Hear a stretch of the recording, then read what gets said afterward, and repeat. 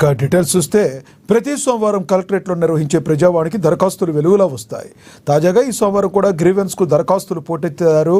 వారి సమస్యలపై కలెక్టర్కు అర్జీలు సమర్పించారు దరఖాస్తుదారులు.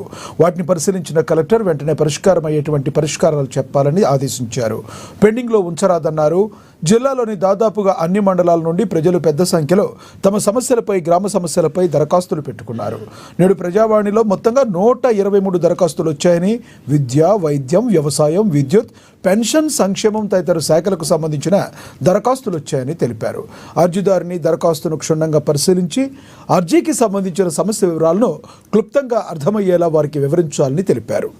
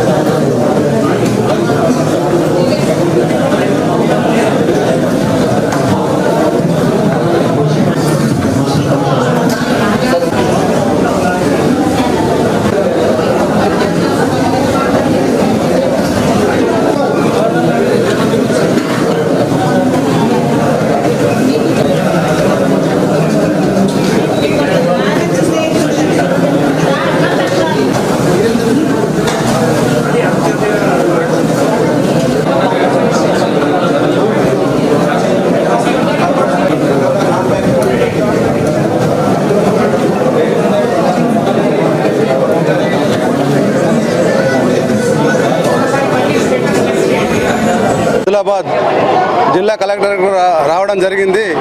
విషయం ఏమిటంటే మాది కోడది గ్రామం, తలముడుగు మండలం.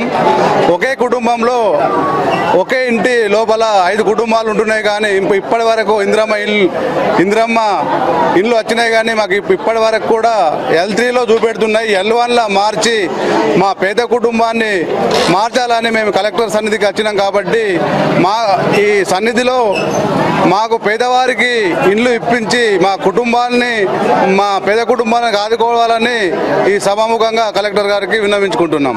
చెప్పింటి నేను లాలముత్తూరు చేసిన, కానీ ఇప్పుడు ముత్తునూరు గుడిఅత్నూరు దగ్గర సోపానరావు ముత్తునూరు ఆడ ఇంతకు ముందు ప్రైమరీ స్కూల్ ఉండే, ఇప్పుడు హై స్కూల్ చేస్తామని కలెక్టర్ గారు ఇప్పుడు మాకు వాగ్దానం ఇచ్చిండ్రు. ఏమియో మన డిఓను పంపుతా అన్నాడు. హై స్కూల్ సంగతి చూసుకుంటామని అన్నాడు. ఆదిలాబాద్